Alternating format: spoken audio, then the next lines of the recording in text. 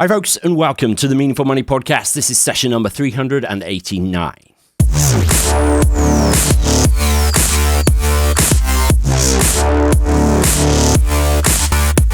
This is the podcast dedicated to helping you put your finances in order.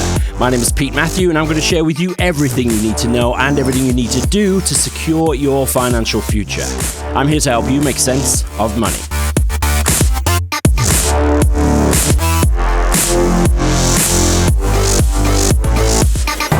Here we go. Great to have you with me once again for an in-between episode. I tend to sort of put in some of these standalone, unrelated to anything else kind of episodes in between seasons. Gives me a chance to start writing the next one and get ahead of the curve. So today I've got my good friend Lynne Beatty, aka Mrs Mummypenny, here on the show to talk about rolling with life's punches, beating debt, and her new book, The Money Guide to Transform Your Life.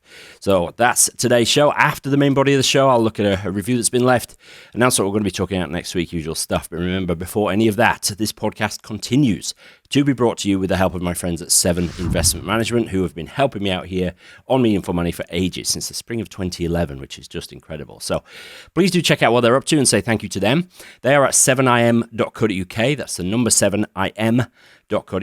Go check them out. And this podcast is brought to you with Meaningful Academy, which is the best place to learn how to take control of your finances, whether you're starting out or whether you're learning how to become a serious wealth builder. Everything you need to know about that is at meaningfulacademy.com. Stay tuned to the end of the show for a discount code for the Academy.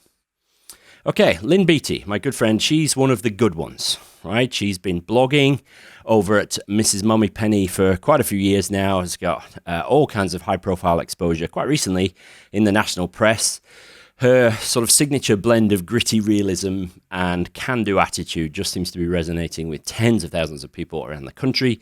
So this is obviously the perfect time for her to write a book. And she's a Penzance native, so I'm a Penzance adopted person, so, you know, we kind of have that in common. But stay tuned also till the end of the conversation, because we're going to be offering the chance to win one of 3 signed copies of Lynne's new book in the Meaningful Money Facebook group. Got to be in it to win it. meaningfulmoney.tv/community is how you join the Facebook group. Now, sadly, the video failed on our interview. Lynn was having some bandwidth issues her end, so we couldn't go for video, so it's audio only, which means you won't get to see Lynn's excellent choice of Lippy if you're watching this on YouTube. But, you know, there's plenty of other places where you can see that on our Instagram channel. But as ever, remember, notes and links from today's show, they are at the show notes, which is the only link you need to remember. meaningfulmoney.tv/session389. Here's my conversation with Lynne Beatty, aka Mrs Mummypenny. Well, it's great to have back on the show my great friend Lynne Beatty, aka Mrs Mummypenny. Lynn, great to have you back, my friend. How are you doing? I'm really good. Thank you for having me back again. This is a nice little regular. Well, yeah. Slot, isn't it? Yeah, so we're nearly 2 years since the last time when you were sort of in season 12, which was the sort of making money season. You know, the other half of spend less than you earn is to earn more. So we did a little short season about that, and you featured there. But quite a bit happened for you since then. But do you want to just give us a little bit of a reminder about, you know, who you are and what Mrs Mummypenny is as a it's become bigger and bigger since we spoke a couple of years ago, isn't it? I know. I couldn't believe it was 2 years ago when we recorded that interview, right? Yeah. And I get loads of people coming over to me from you. Cool. And they quote, "Oh yeah, I listened to the Pete interview." So that's amazing to see that. But yeah, it's been an incredible 2 years. I'm quite astounded by what's happened. So yeah, a bit of background. So Mrs Mummypenny has been my it's my brand. It's me for sort of 7, nearly 8 years now, and started off as a hobby. I used to work in London for EE as like a commercial accountant. Got sick of the corporate world and set up Mrs Mummypenny to get out of it. And it's snowballed into this incredible business where I'm now at the point where I'm getting maybe around 50,000-60,000 people come to my website each month. Amazing. I'm writing for pretty much all the newspapers. Some of them, recently I've written for The Sun, The Independent, the Evening Standard did a really good article on recession proofing your finances for the Evening Standard. Cool. I've got probably about 50,000-60,000 followers on social media as well, which I know there's probably some double counting in there. But Instagram's my big channel, where I've got 13,000 on Instagram.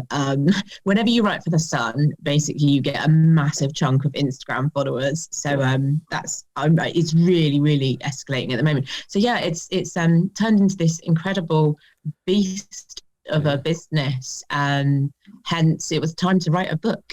Well, yeah. To what do you attribute? To what? Let me rephrase that.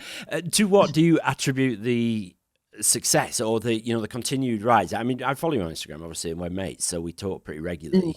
But yeah, you've definitely had sort of steps up, haven't you? Because you've even put it on Instagram. It's like, whoa, sudden influx of new followers. Obviously, you've said that some of that is from The Sun, but generally, as thinking about the business as a whole, why do you think it's really started to hockey stick upwards in the last couple of years? So I think. So my USP, my brand, there's nobody else out there like me, like there's nobody else out there like you. And because our business models, your Meaningful Money business model and my Mrs Mummypenny, they're built on us as a person. And so my values, my ethos, my beliefs are all my brand. So my business is me and I am my business. So I'm very honest and authentic and genuine. And I say things as they are. I don't talk any BS. And I think that honesty it rings through in the posts, right? So nothing is contrived or, it's not gleamingly marketing perfect. Like it's real life, warts and all. And the last couple of years, there's been some pretty dramatic life events that have gone on. So I've got divorced, and there's been some really big financial ups and downs. Getting divorced is very expensive. Make sure you marry the right person, everybody listening. I'm honest about my story, and I think just people love that honesty. And because people, everybody's got struggles of stuff that they're going through, and it helps you incredibly as a person when you read about somebody else going through the same struggles as you, and they've got through it. Really does. I would venture that consistency is also part of it, Lynn, because so many people are not, who try to do what we do. I think it's those who are particularly driven by an end other than their own self-aggrandizement. If you're in it for that, then you probably won't stick at it because it's a long, slow game for most of us. But, you're sort of like me, you're keen to help others, and that sort of motivates you to keep going even when you feel like not doing sometimes. Am I right? Yeah, no, you're absolutely right. Consistency is I've taught the really successful sort of YouTubers or podcasters or writers out there. They'll all say the same thing about consistency. It's a long game. People who think that it's a way to a fortune, becoming an influencer or a blogger or whatever, it's not at all. You have to be putting out that podcast every week for years before it gets any traction. Blog posts have to be. I've got a series on my blog called Monday Money, which I think I'm on like number 115 or something. So that's been going out every single Monday for the past like 115 weeks. And people love it. Like people return every week. It's getting that return. It's getting that sticky followers, isn't it? It takes work. Watching. It takes work for sure. Yeah. So, but now, obviously, then sort of the next stage for Mrs Mummypenny, you've achieved life's ambition of yours. I know, to write a book. So, what was why now? Why is now the right time for you to write and produce a book? So why write a book now? I really like the word serendipity because it feels like the exact right moment to write a book like this, because I feel the world, let's go for the globe, the world needs a book like this because it's such a it's such a tricky time at the moment. There's so much uncertainty. There's so much financial worries out there for millions and millions of people. I wanted to get something out there that was almost like a summary of the best bits of my website in, you know, a very concise book. It's not a mega long book. It's about 200 pages. I've even made the font a bit bigger, so it's a bit easier to read. I'm not a fan of books with small fonts. But yeah, it's been something that it's been on my mind for a couple of years. But it just wasn't, you know, with a book, it wasn't the right time then. The absolute right time is now. And so lockdown started, and I took some time to get used to it. Lockdown happened at the same time as my ex-partner, my ex-husband leaving as well. So I sort of got over that. And then when it got to May, I was like, right, no, this is the absolute time to write this book. I've got the inspiration, write it. And I've done it properly. Like I had a professional editor. I am self-publishing it. Yep. But I've done all the things that a publisher would do. I've just done it myself. So right. It's good. It shows. The right moment. Yeah, it does show. You said earlier on when I asked you about success, your success, you know, about it's being personal, and you know, it's you being very real, and your whole brand is about, you know, your own ethos coming across. You're not just preaching about people how to do it. You have very much lived this stuff. And one of the things that I love about the book, you were kind enough to send me a copy to go through, and I read every word. You even told me to skim it, and I said, I'm not going to do that.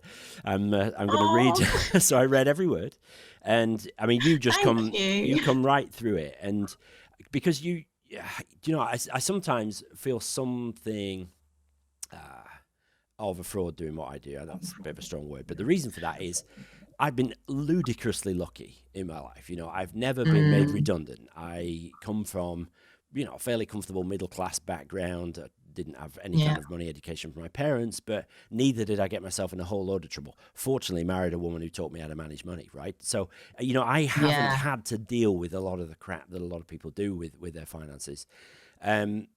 Whereas I know, obviously, from your story, and you're very much warts and all in the book, is that you've, you know, made some mistakes, you've had stuff happen to you as well, and you've got yourself into difficulties in the past, and you've worked out the way through them. So it's very practical, and from somebody who's actually done it, which I think is really, really important. There's no way I could have written this book. So I think you've done a superb job. And one thing I thought was amazing was, it's just, sometimes it's like, there's just tip after tip and sort of pointer after pointer. It just keeps on coming. I'm like, this is incredible. You know, if you do a handful of these things, you're going to be significantly financially better off. And there's way more than a handful of them in there. It's not one of those books where there's just a few things there that you might take out. There's a whole load of stuff. Yeah. So, you know, this personal story, how easy was it to sort of dig into that? Or are you just kind of used to it now, having done the blog for so long? There are parts of this book that made me cry. So let me give a bit more detail about the book. So it's very different to say your book, for example, because so my book it's part memoir and it's part financial guidance. So each chapter is almost a unit in itself. But what I do is I start off with a bit of a hard hitting story of so I'll give you an example. So the chapter about protection and life insurance and wills. So I literally start that chapter with my parents died when I was a teenager, and my dad died without a will. So let's think about the consequences of what happened there. He had remarried another person, which meant that all the money that we eventually worked out what was there, it all went to my stepmother. So me as this, I was 19 when my dad died, 16 when my mum died, but all the money, I didn't get any of it, and I was like 19. So having a will and having life insurance, he did have some life insurance, but I didn't see any of it. It's so important to, you know, have the life insurance is an absolute essential product to have. Absolutely. When you've got, say, a mortgage and you've got children and stuff. I know that if you've got a load of money in investments and pensions and you don't have much responsibilities, then maybe you wouldn't have life insurance. I don't know. But yeah, having a will, oh my gosh, it's one of the most important things. But bizarrely, so Dad died without a will. I only just set up a will for myself last year because I had this fear of the impending thought of, no, I can't deal with my own death, even though I'd lost my parents when I was so young. So it took me a really long time to get because a lot of people put off writing a will, because it's talking about something really horrible. Yeah, definitely. So yeah, writing about those kind of things, because you really have to delve into them. It was all right writing it, but when I read back through it, because I'm doing some read-throughs on my Instagram Live and Facebook Live sort of every few days, I'm reading through little snippets of the book. That's when it makes me, you just sort of sit back and think, oh my gosh, how on earth did you even cope with that situation? You were like, well, I know, 16. Yeah, I mean, it can be either the making or the breaking of people, and in many ways it's both, isn't it? You know, you've obviously been through the mill more than anybody should have at that age. If you may not be able to summarize this, Lynn, but who would you say is the perfect sort of target audience for the book? So I am very passionate about talking to women about personal finance, because there's so many strange anomalies about women and money. So women are often, I'm generalizing here, but women are often the ones who look after the sort of household bills and, the day-to-day budgeting. And then it's often the men, and this isn't right in any way, but it's often the men who look after the more long-term finances, the investments and pensions and all the other longer-term stuff. And I really want that not to be the case. I want women to understand that, because we know this, because we talk about this on a hourly basis. Pensions and investments are actually pretty simple. Dead simple. You're just putting some money away for the future in a really tax efficient way. And we want to have enough money to live a comfortable life when we don't want to work anymore. For sure. So that's it, basically. So I'm so passionate about sharing those messages, but also I don't want, so my target audience is women, but I mean, men read the book as well. Loads of men have pre-ordered it, but I want women to look after their own finances better and not rely on anybody else, because the inevitable, like 42% of marriages end in divorce. Okay, that's a huge number. And then there's all the other stuff that could happen. Your partner could die. One of you could get really ill. You have to prepare yourself for all these eventualities. And as a woman, you need to make sure you've got enough in Lynne Beatty's pension name. And investments. There's a lot of relationships where all the money sits in the husband's name. So yeah, it's so I'm sort of it's a bit of a feminist mission, I suppose, because I just want women to be more, and women need the help, right? You're a white middle class man in the world of finance. There's not many Everybody women. looks like me, right? Everybody looks like you, particularly in the sort of financial guidance, planning, advice world. Sure, how many women financial planners are there? It's growing, but not enough. Not many of the white middle-aged men are as handsome as me, mind. Oh yeah, no, that's true. I've met a few of them. Definitely not. Yeah, it's true. You're right. I mean, it's it'll be a life mission. It'll be probably a multi-generational thing to even these things up. But you're dead right. It's funny how often that sort of thing happens by default. So the bloke sort of looks after the longer term stuff. You're dead right. I mean, you nailed that, because that was exactly the case in my household. But we made a point of not only trying to even up provision now. We've been sort of doing that the last few years, but also. I mean, Joe claims to have no interest, but I'm saying, no, you need to have an interest. Anything happens to me tomorrow, you need to know where everything is. So I'll just call Rog. Rog is my business partner here and best mate at Jackson. I'll just call Rog. It's like, well, yes, you can do that, but you also need to know for your own peace of mind, anything happens to me tomorrow, where everything is, and policy numbers, contact numbers, and all that sort of stuff. So we've got that sort of written down now. So it just sometimes you need to force the issue, don't you? And almost force equality and sort of naturalize it all. Not an easy process. Good. So women, target audience, but really anybody. I mean, as a white middle-aged bloke who understands finance, I've read the book and learned some things, and I think anybody can certainly get a whole load of value from it. What do you reckon was the most challenging and then the most rewarding parts of writing it?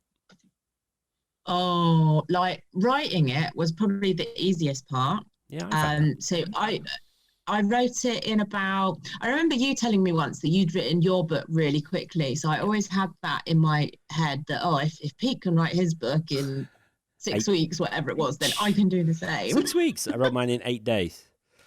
8 days? Yeah, 8 days. But I did all the prep beforehand. I was literally writing by numbers. So I had all the chapter headings and subheadings out. So I literally just filled in the blanks. But I mean, I'm the same as you. Days. Yeah, but I'm the same as you. I've been writing this stuff for years. So it really was just, by this, 10 years in, I've spent 10 years editing myself and finding the best ways to explain things. So it was just a case of dumping them in the page. But I don't know where I got 6 weeks from. Anyway, I wrote my book in 6 weeks, but so that was pretty easy. But so my editor, which is actually my best mate, Rebecca Megson Smith, we've been best mates since we were 11. Wow. And she's a playwright, she's an author, she's a trained journalist. So her business now is as a writing coach. So I was like, Beck, this is our first proper project we can do together. So she edited my book for me. So she's a writing coach, which is a bit different to an editor, but she was like, it's okay, Lynn, I'll help you edit the book. Because I'm not a trained writer.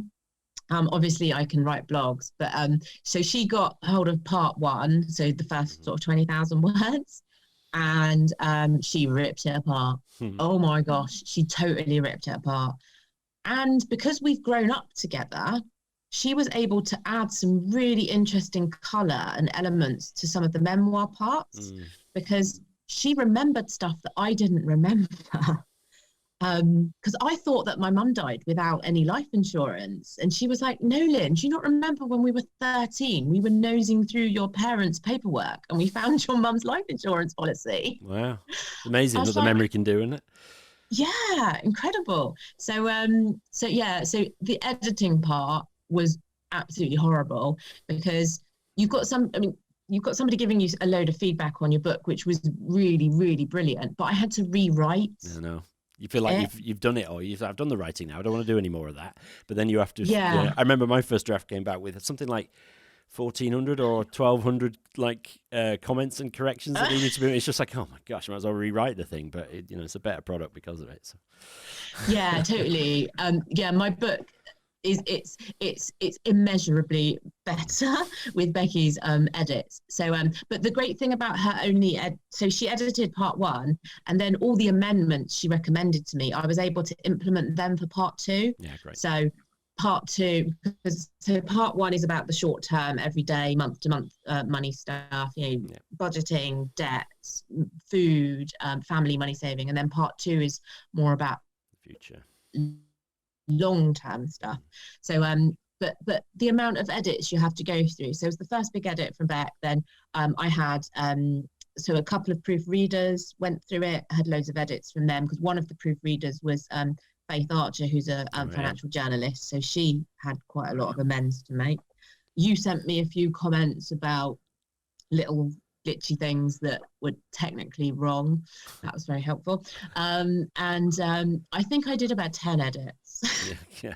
That's definitely the worst bit. Yeah, cool. Do you have like a favorite tip or one that perhaps maybe your readers over the years have said has helped them the most? So absolutely hands down, the one I get the most messages about is debt and my sort of step-by-step process to paying off debt. Because a lot of people find me, so I wrote about it for the FT, paying off £16,000 in 2 years. I wrote about it for the FT and I wrote about it for the Sun last year. So a lot of people find me via that. and I get so many messages about it, like I'm sure you do as well, but it's not messages saying, oh, I'm in a load of debt, I don't know how to get out of it. It's people messaging me saying, I'm so inspired by your story and the clear guidelines you've given to how to get out of debt. I just want to say I've now got a plan. Yeah. I know what I'm doing. Yeah, I've got 10 grand to pay off, or I had somebody message me, they had 78 grand's worth of debt. Doable though, but so that's going to be a long slog for them. So they're going to need inspiration, aren't they? They're going to need you need inspiration, but once you've got that plan in place, right? Just execution, then, isn't it? Yeah, and also understanding that even though you've got a plan, as I demonstrated, the plan goes wrong. Yeah. Because like summer holidays happen, right? And suddenly a normal summer holiday, let's ignore this year, but a normal summer holiday, my income goes down and my costs go up. So when I was paying off debt, I ended up going backwards, adding to my debt. Yeah, so, it's happened to the best of us for sure. Yeah. So we're going to give away 3 copies, I think we said. So how should we do that? What should we get people to do to win a copy of the book? Signed, I hope, Lynn.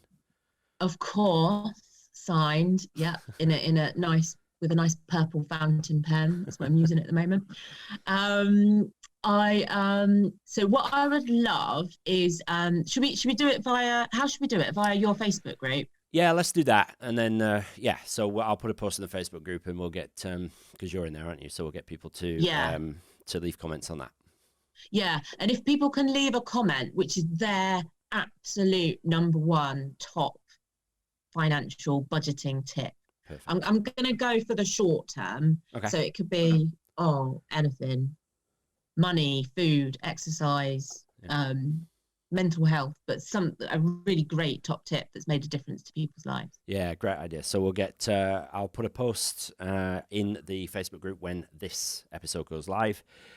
Comment on that post. That's meanformoney.tv/community is the Facebook group. Well over 4,500 people in there now, so that's very cool. So leave your best. 4,500. Yeah. How have you got it to that number? I'm very nice. You are a lovely person. But have you consciously grown it? Have you done things to grow it, or is that just organic? Mention it every week on the podcast. I have quite a lot of listeners, Lynn. I know you've got a lot of listeners, but honestly, for a Facebook group, that's a really, really good number. Yeah, and the thing I'm probably the most proud of is what a healthy place it is in terms of attitude. We're pretty strict, mind. If people get sort of snarky, we kick people out. It's basically you get one strike and a rap of the knuckles after that. I just can't be bothered with you. It needs to be sort of constructive and helpful place, and really people are unbelievably helpful. Shout out to Nick and Ruth, who are my moderators in there, who do amazing. They are really good. Oh my gosh, yeah, couldn't do it without them. Very grateful for them. So we'll do that. I'll put a post in there and put your best sort of short-term budgeting tip. It can be financial budgeting. It can be sort of life budgeting, health, energy, food, as Lynn says. And Lynn and I will pick 3 of our favorites, and we'll get a book out to you. So Lynn, what's next? This milestone out of the way, what's next for Mrs Mummypenny? Well, as we speak, we must talk about where we're both sat as we speak. So we're both sat in Penzance at the moment. I know. It's so annoying. We didn't know each other before money, but we worked out pretty quickly that we're both from Penzance. So my sister lives very close to where about 100 yards, lives. Isn't it, from my house? About 100 yards away. So yeah, I'm currently sat in my sister's dining room. So I'm meant to be on the Isles of Scilly at the moment, but it's too windy. The boat is not sailing, so I'm with my sister at the moment.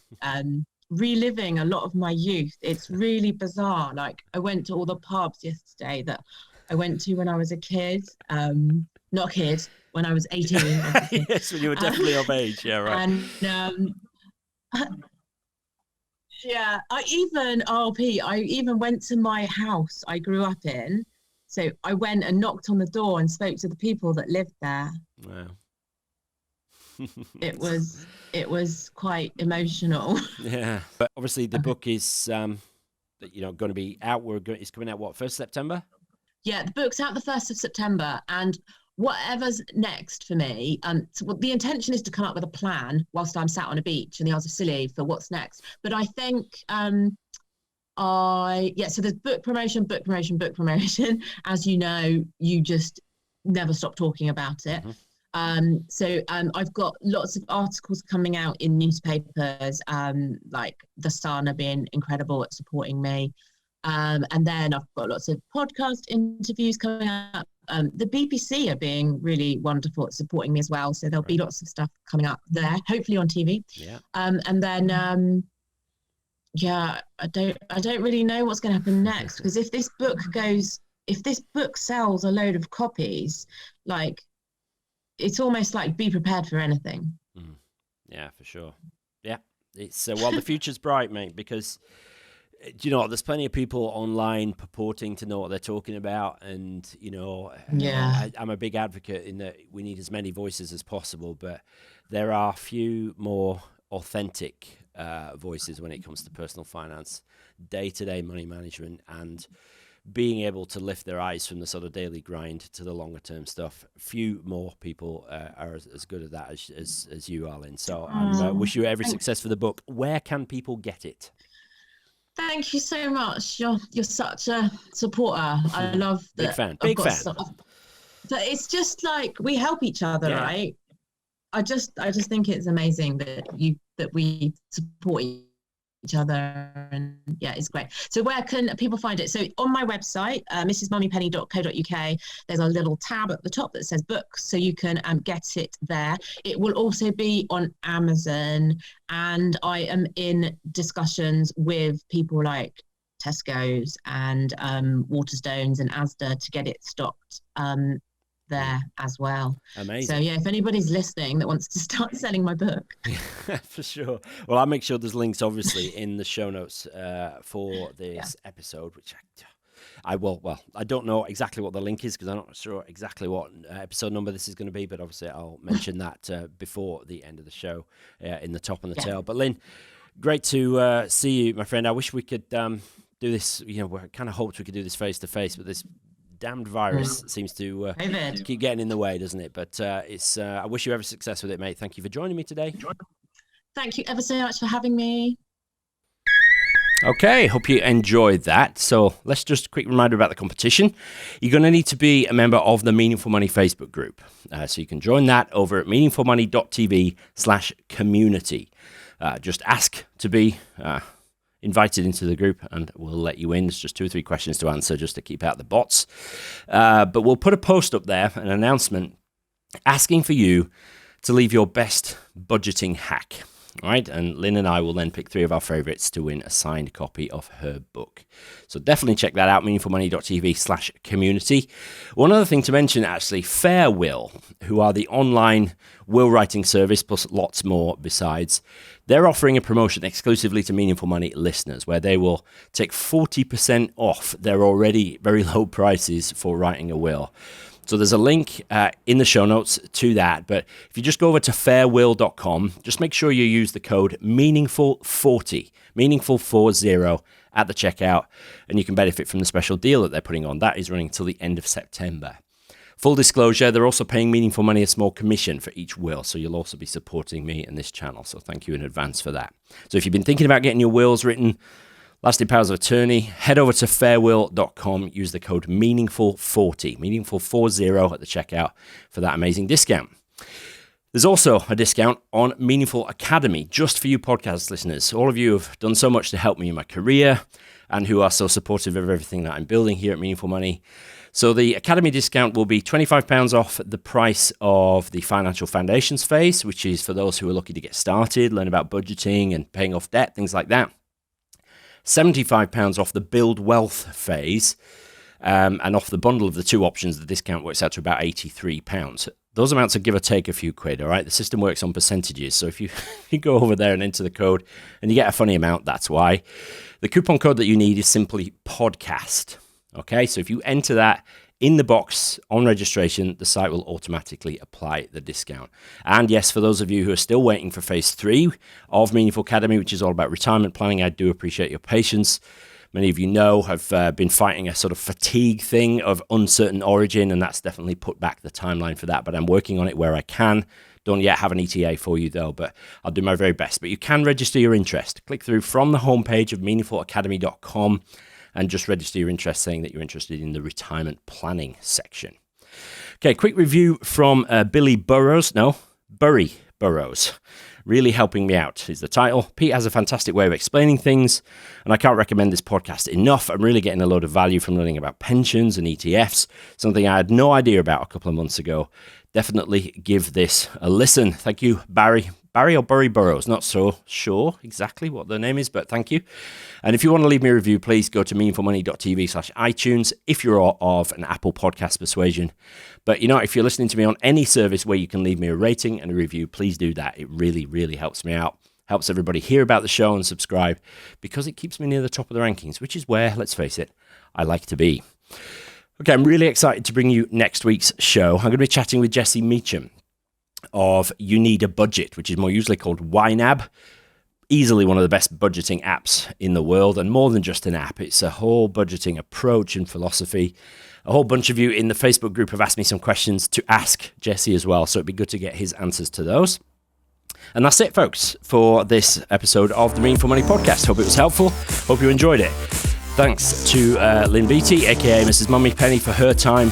Head over to the Facebook group, join, and leave your best budgeting tips for a chance to win a signed copy of her book. Hope you enjoyed it, folks. Thank you so much for listening. I'll talk to you next time. Cheers.